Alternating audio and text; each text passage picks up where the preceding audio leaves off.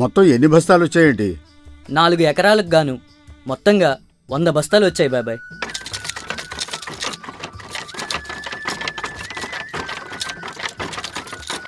ఎర్ర సోమయ్య, 4 ఎకరాలకు ఎన్ని బస్తాలు దిగుబడి వచ్చింది? లాభసాటిగానే వచ్చిందా?